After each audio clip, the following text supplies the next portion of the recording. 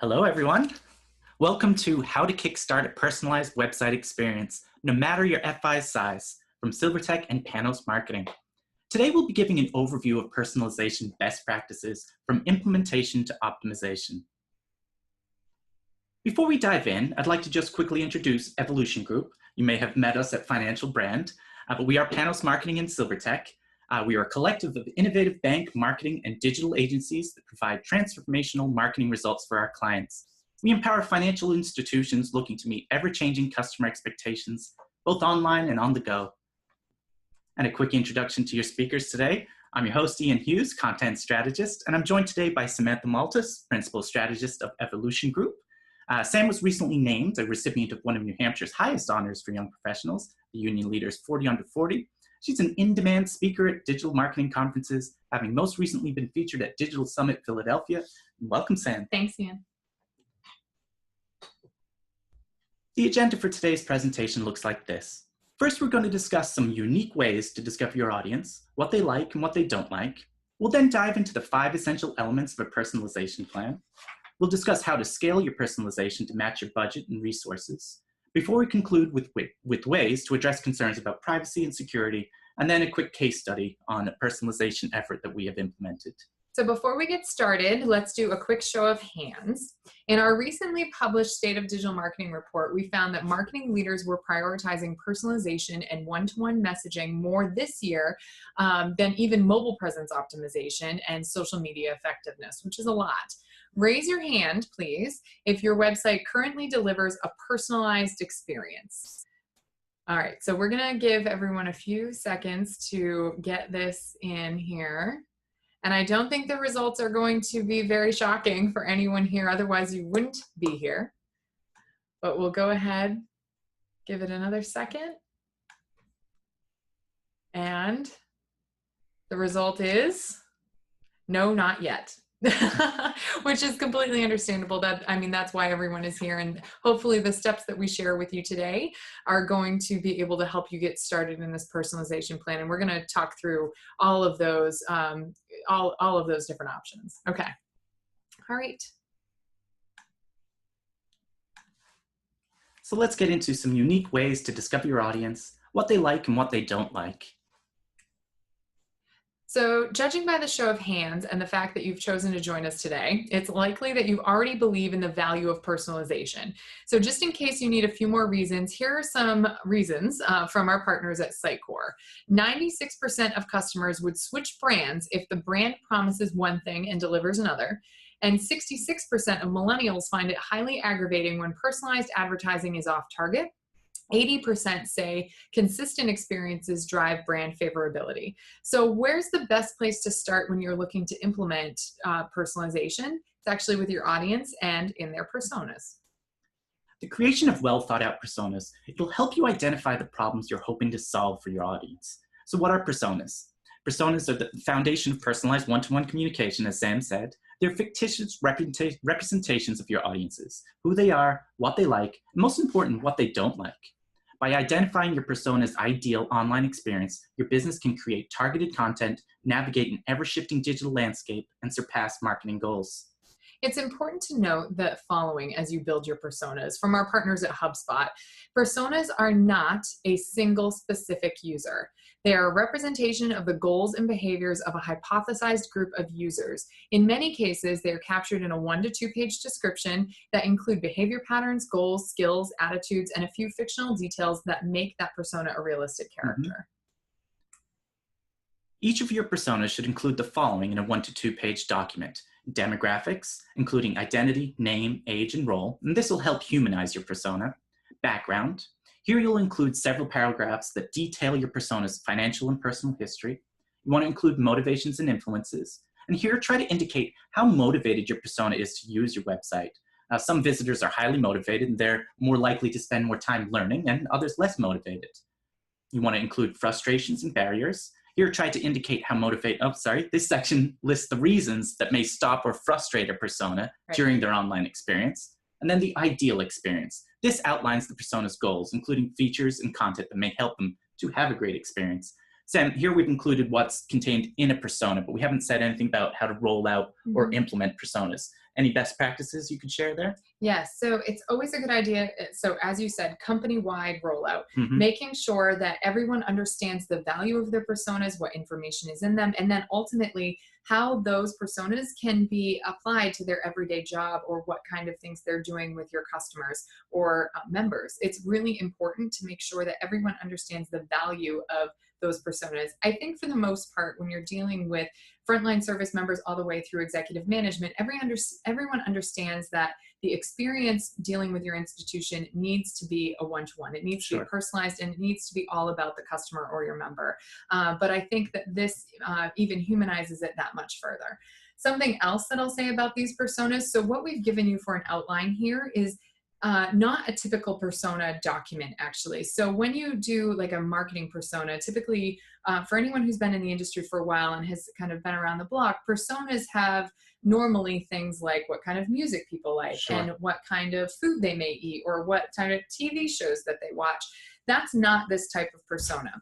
This type of persona is specifically made to make sure that you're talking to your audience in a certain way online. And so that's why demographics and background actually use that traditional persona in that way, what I just described. But when you start adding in motivations, influences, why they're motivated to use your website, the frustrations and barriers, what may cause them to have an issue on your site, and then finally that ideal online experience, what they're ultimately looking for, that's what's really going to drive the value out of the personas at this level. So for those on the phone saying, or for those on the webinar saying, hey, I already have personas, Hmm. think through it in that way. They're digital personas. They're not just a standard story persona. Sure. Sure. And I hear too, and Sam, what you're saying, that there is a balance. We mentioned on the previous slide that you don't want to be a single specific user, Right. yet you want to humanize Right. these personas. Can you speak to how you might humanize a persona? That's a great question too. So typically, when you create personas, there's a lot of different ways to do that. And in fact, we have full webinars just about how to Hmm. create personas. So please visit our website, and if you want to go more in depth, that all of this information is there too. But essentially, the best way to create a persona is to interview your customers, interview your members, and do 5 to 7 interviews per persona segment. Sure. Yeah. So essentially what you do is you identify, hey, I have a persona that's a mom between the ages of 35 and 45, and she's looking for these particular things because her household income is X, right? When you do that, then you would find 5 to 7 people, interview them, understand how they want to use your site, what kind of products are they looking for, what is really important to them, and then start to meld those stories into one persona, into one fictitious user that you can then model all of your marketing off of. And the last thing I'd like to ask, Sam, naming conventions, because Oh, this is part of the humanizing, but I like the way you explained that. yes. So in terms of naming personas, we really like alliteration. Hmm. The reason for alliteration is because it actually makes personas memorable. So for example, if you wanted someone who was a millennial, and that was one of your personas that you were talking about, you would name that persona maybe Millennial Mike or Millennial Michelle. So you give them a Hmm. real name, so you don't make them silly. That actually takes away from Right. all of that hard work that you've put into these personas. The names are not silly. You want them to be taken seriously. But by naming it Millennial Mike or Millennial Michelle, then it starts to, you can actually create some type of repeatable process and a recognizable process. And when you're actually talking about these in meetings, people say, oh, well, Millennial Mike wouldn't like that. And Right. so then it starts to actually have that you open up that conversation to more than just marketing or to more than just customer care. Then you're really talking about everyone in your organization, your financial institution, understanding your personas, understanding those people, and really starting to connect with them. Hmm. Excellent. Yeah. Yeah. And I think on the line here, you'll hear Sam throughout talk about a kind of a crawl, walk, run approach. Yeah. And we're talking about creating your personas, kind of this crawl starting point. At the end, when we look at the case study, you'll see how those personas can play into a full-on sprint Absolutely. approach and start to deliver value. Yes.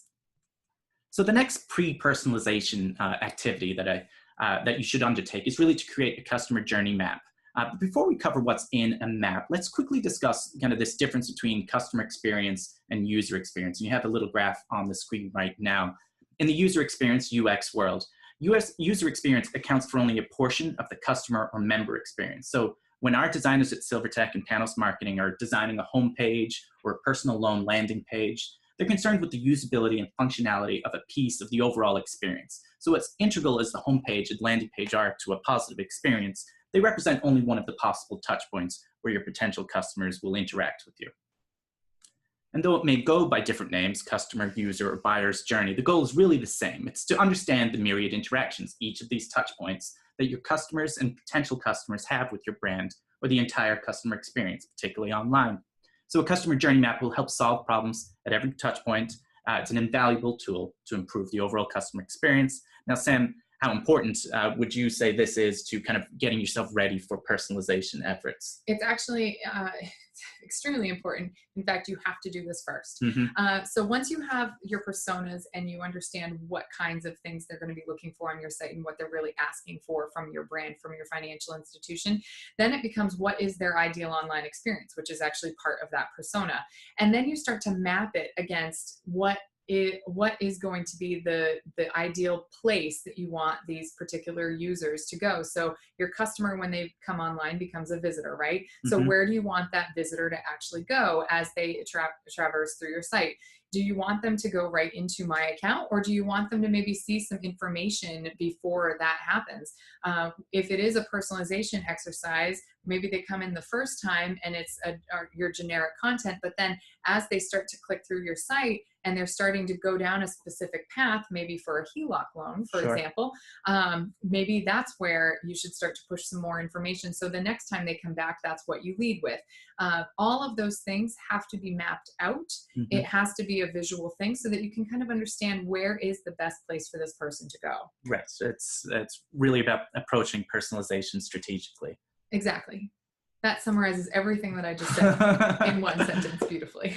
So of primary importance to the digital marketers is the experience your potential customers and customers have with your website. And so we recommend that you map out the ideal experience for your on your website for each of your personas. So typically you'll have 5 to 7. So at a minimum, you should have 5 to 7 maps. However, to answer the question how many maps you should have really depends on how many experiences you wish to improve. For example, in addition to the website journey, you might want to compare the in-branch account opening process. So maybe you map out what it's like to physically open an account versus what it's like to open an account online. So your physical map might look similar to what we're seeing on the screen from Starbucks. You know, the customer enters the branch, is greeted, signed in, waits in the lobby, taken in by a banker, opens an account. So, you know, I think you'll really start to understand where you can personalize, where you can improve, I think, the overall customer experience, both online and off, once you undertake this activity. So I mentioned the Starbucks experience map up on the screen there, a very famous example of kind of this idea of customer journey mapping. So here we see Eric's journey from the office to his order and his experience after he leaves the coffee shop. It's very detailed, this one, and I wouldn't say it's necessary to jump into this detail in your pre-personalization activities, but Sam, maybe you could speak for a few moments what you see on the screen. What do you like about the Starbucks experience map, and how does it improve the overall customer experience?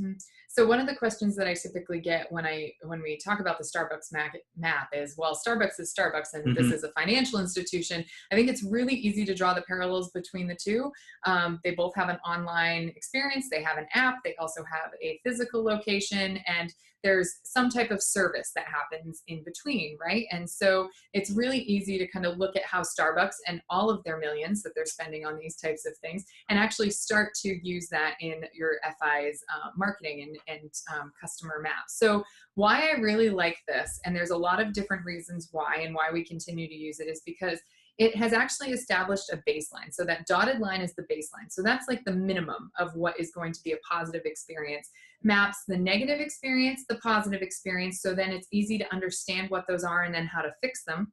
And then in addition to that, looks at the touch points all the way from anticipation and entering to engage, exit, and reflect. So that whole process that Starbucks is looking at for this particular customer as they decide that they want coffee and then actually go in and purchase, they've mapped out all of these different things, understanding that ultimately at the end, what could be most important is the exit and the reflection point, and how did that interaction happen, and how they feel about that interaction. And so they've taken the time to map out all of those different things in a very articulate way. I must say, there's a lot of information here. If you have an opportunity to just Google this, go Google and see what this says in depth. It's not difficult to put together, Right. but I think it is infinitely valuable in terms of how to actually improve the overall customer or member experience. I have a question, Sam, Sure. on the Starbucks map. There are sections there for anticipate and reflect, which you touched upon. And it made me think about, we did talk briefly about the emotional state of our personas. How important is understanding the emotion to, I suppose, to how you may personalize in the future? Oh, very much. Very important. That actually, obviously, the emotional state actually influences everything to do with this. So, I'm not saying to do this, but you could potentially create a different map based on how someone's emotional state is, right? And so you have to stick with that ideal. But the emotional state, you can see in here the positive and negative approach, or not approach, but experiences. You would be able to, using this map, understand, okay, if this is the negative approach or this is the negative experience, here's how I'm going to fix it. Sure. So helping, my point is, don't just map the positive. If you can, map the negative as well, because you never know when someone's going to come in and they're just having a bad day. Sure. Yep. Thank you for sharing that. A partner insight here. Among high-performing teams, 88% say a customer journey strategy is critical to the success of their overall marketing. That's from our partners at Salesforce. Further, 73% of marketing leaders say that a customer journey strategy has positively impacted overall customer engagement. Pretty compelling stuff. Now, think of personas and customer journey mapping as essential pre-personalization strategies. As you personalize your website experience, you'll certainly reference your personas and maps, but even if you don't make it to this phase just yet, you'll find immense value in the exercise of just creating personas and mapping the journey. You'll have a better understanding of your audience's needs, and you'll gain insight into what content may be missing for your site. So absolutely. Let's now dive into the 5 essential elements of a personalization plan. And those essential elements are: first, define personalization. The second is make that brand promise audit. 3 is conduct a content gap analysis. 4, technology assessment. And 5, identify a personalization roadmap. So let's take a closer look at each element. So defining personalization for your FI and your customer or member. As far back as 1999, David Weinberger wrote the following: personalization, the automatic tailoring of sites and messages to the individuals viewing them so that we can feel that somewhere there's a piece of software that loves us for who we are. I think that's so cute. It is. And it shows you too that it's surprising to me that personalization as an idea has really existed on the web that almost far back. 20 years, which is scary, actually, by the way. It is a little. Yes. But, so it sounds simple and direct, but the reason I bring up defining personalization for your FI and your customer is it's important to note that there's several different types of web personalization. Among them, navigational personalization, predictive recommendation, contextual messaging. So you have to understand what type of personalization you're going to be undertaking. Navigational personalization is based on browsing behavior and purchase history, and this is the type that would allow you to customize how a customer navigates through your site. If on a visit they spend more time on a savings offer, for example, on a return visit, you can place that savings offer front and center where they can see it. There's the predictive recommendation. This is the type that Amazon deploys to tailor specific recommendations based on your past purchase history. There's contextual messaging, and this is the type that allows you to tailor messages to individuals based on the context of their site visit. So that's location, device, or behavior during your visit. Absolutely. It's important to define personalization for your FI and your customer to not only gain a better understanding of the different types of personalization available, but it's also important to define personalization so that you can be forthcoming about your intentions in collecting data. Consumers, particularly those in banking, are seeking personalized recommendations, but they also have some very warranted concerns about privacy, which we will address shortly. Establishing how and when you'll use the data to personalize and communicating that to your customers will go a long way in easing those concerns. I think it will. Yes. This is the second element. It's called the brand promise audit. The brand promise is a profound pledge to deliver not just a product or a service, but the tangible benefit that differentiates your brand from the competition. That's from Inc.com. So personalization falls flat if you're unable to deliver upon your brand promise. Prior to launching your personalization efforts, you should really survey each department of your FI Do they understand your brand promise? Do they feel equipped to deliver upon that promise with every customer interaction? If you've personalized a HELOC offer and somebody's following through in that, if the offer is then dropped by the call center or they don't follow through, then you're not delivering all the way through on the brand promise. And as you're conducting this kind of brand promise audit, you'll find out if there are silos that need to be broken down. So Sam, I think not every institution will call this a brand promise. It might be a vision, it might be a mission statement, but regardless how you call it internally, could you speak to how important you think this is to personalization? Very, but it can be something that's fairly easy too, right? And I think for the most part, anyone who's working in their institution from day to day, they understand where those kind of gaps are in delivering your brand promise, right? Especially, normally it comes in the form of when you want to try and report on something and you can't do it for whatever reason, right? So brand promise audits, very, very simple to do. Most of the time, it also could be in the form of like a tagline as well. So I know there's a lot of banks out there that we, for an example, maybe bank better together, right? So if you don't feel like that is actually something that you're delivering on, where are some of the areas that you can potentially improve upon so that when you do go out with this personalization, that's already at least identified? And it's always going to be an improvement process. That's okay. As long as you understand where those gaps could potentially be, you understand where those shortfalls may be, then you can actually plan for those and really move everything forward. And speaking of gaps, another element of the personalization plan is the content gap analysis. So here's where your personas and that customer journey map are really going to add value.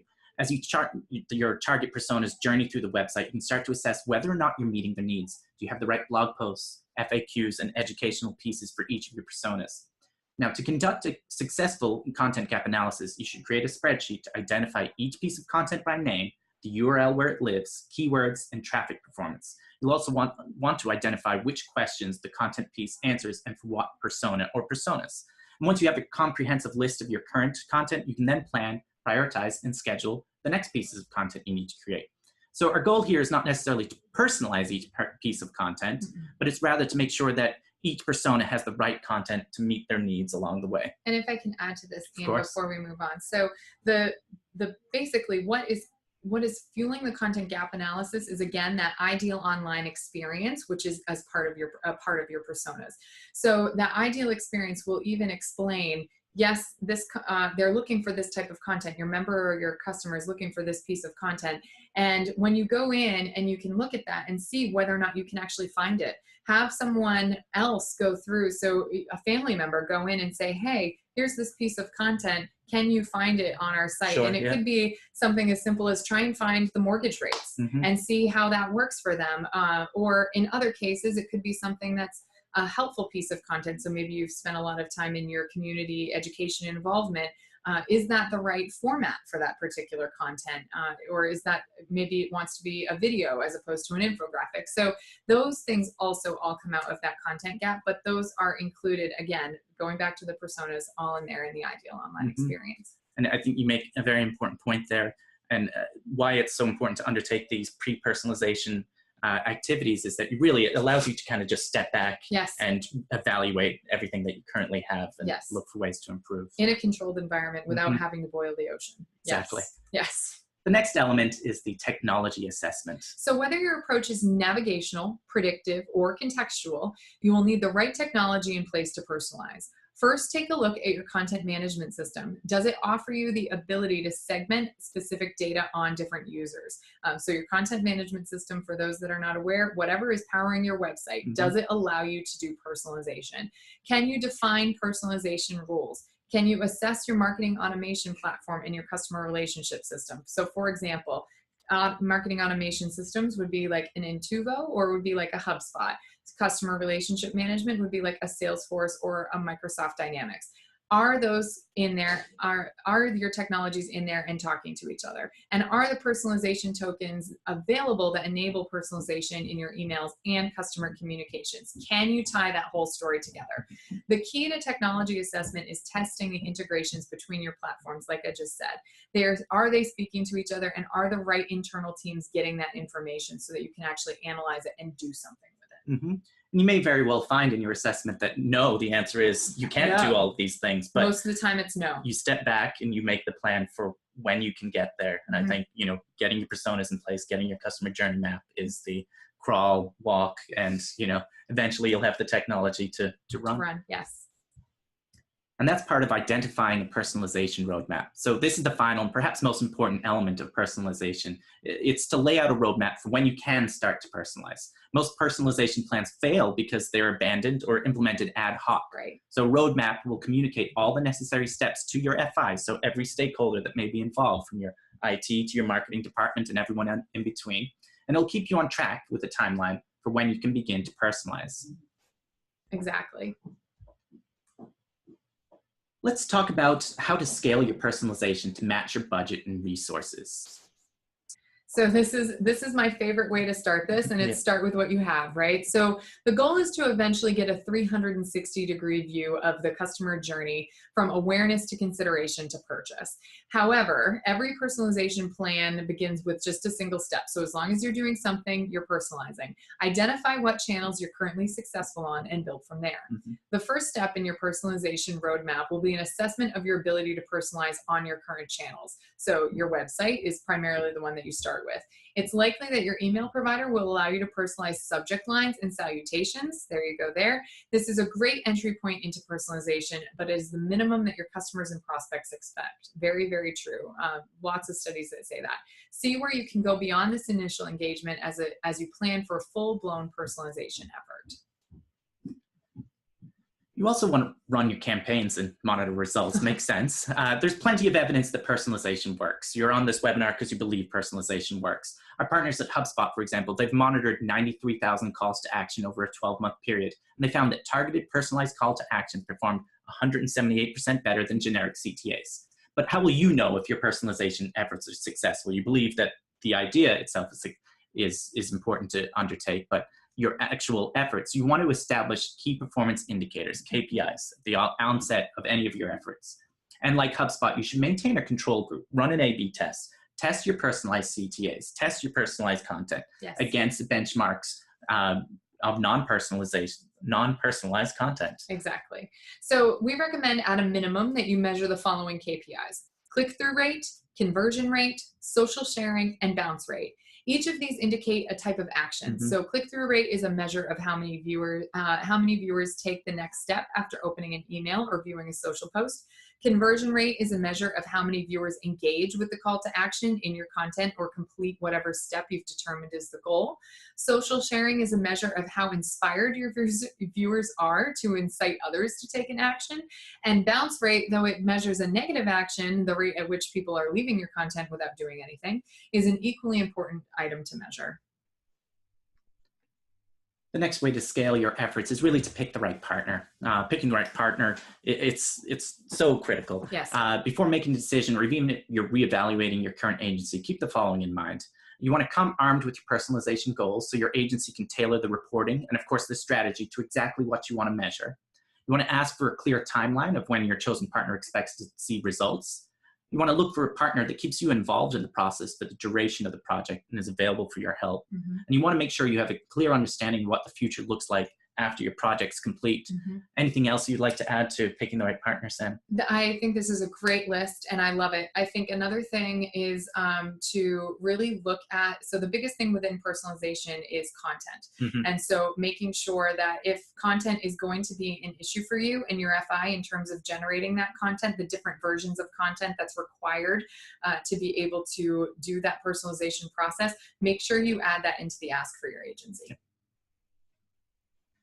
And we'll just briefly, before we draw to a close and get to the case study, address ways to address concerns about privacy and security, particularly important in financial services, of course. Yes.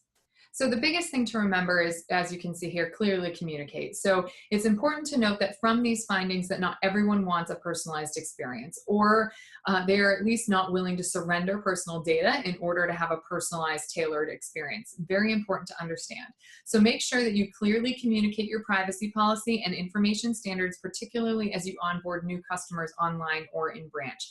You need to make sure that your privacy policy reflects what you're actually doing with that information. Mm-hmm. Many of you, I'm sure, are already aware of this and have compliance departments to help you monitor. No, we know you do. Worth restating, though, particularly as you start to personalize. Absolutely. So let's take a quick look before we wrap up at Fulton Bank, yes. a website that We launched in December of 2017. Yes. And since the website's launch, the client has better visibility into each touch point of the buyer's journey.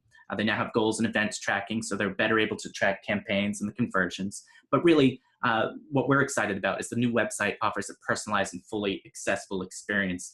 Customer and prospects are funneled into different personas. Would you share some of the results there, Sam? So this is really interesting stuff. So over 150,000 approximately unique visitors come to Fulton Bank over the course of an average 30-day period, and this number continues to grow. Prior to the relaunch of the website, there was only one experience offered. Now the public website is a premier asset for communicating products, services, solutions, and promotions to customers on a one-to-one basis. So 53% of non-customer visitors, which is a large number, as you can see, are able to be identified into a persona subsegment and are seeing personalized content. So there are 9 different personas receiving up to 8 different offers at a time. So 53% of their overall traffic, that's what they're seeing overall, which is really phenomenal stuff considering that the website has been live since December. Excellent. And again, I think we've worked through the crawl, walk, run. This is the sprint, as you like to call it, Sam. Yes. And now this is, Fulton Bank went through all of those pre-personalization exercises. They established the personas. They knew who they were going to be personalizing to. Yes. They understood each touch point along the buyer's journey. And then they did the technology assessment and knew, technology was a big piece of this and where they would get to the sprint piece. Exactly. So there is a data warehouse that powers a lot of this, and there's also some third party. What makes this a sprint? So typically we talk about always doing something. So if you're personalizing, start with crawl, go to walk, go to run. Fulton Bank is a sprint. And the reason that it is a sprint is because it integrates with third-party data systems, or can integrate with third-party data systems. It's built to do this, to utilize or to cookie people who are unknown right now to Fulton, and to be able to serve them those offers as well. So that's the sprint piece of everything else. Very exciting stuff for them, and we're really excited to continue to monitor and see where the results take us. And please feel free to visit the website yourself and take a look around and see how some of that personalization works. And certainly we'd love to speak with everyone on a one-to-one basis if they wanted to learn more about how we actually got to that level and how Fulton Bank is doing. Absolutely. So by following the 5 essential elements of any personalization plan, you too can optimize your website experience and deliver the personalized recommendations your customers are looking for. And just as a reminder, those steps are first to define personalization for your FI and your customer. You want to make that brand promise audit. You want to conduct a content gap analysis, conduct the technology assessment, identify a personalization roadmap. As I check to see if any questions came in, anything else you would like to close with, Sam? Again, my biggest thing when folks start talking to me about personalization and how we want to do this, it can be very overwhelming. It can feel like you're boiling the ocean. Start small and work up. Starting small also can help you justify the fact that you're spending time to create additional content and create a personalized experience. But one other thing to really remember as well is that you can build a personalized experience, and it's not always field of dreams, right? If you build it, they may not come, right? So there may be a need to also do some paid effort behind it and some remarketing behind it to get it to really be where it needs to be. But so an organic effort combined with a paid effort around personalization is really kind of that sweet spot. That's really the optimal place for marketing. So that's kind of the last word on that I'll leave everyone with.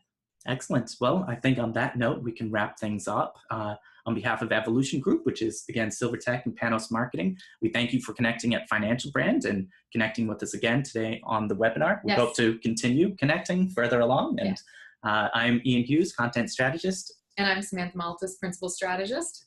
Thank you so much. Thank you.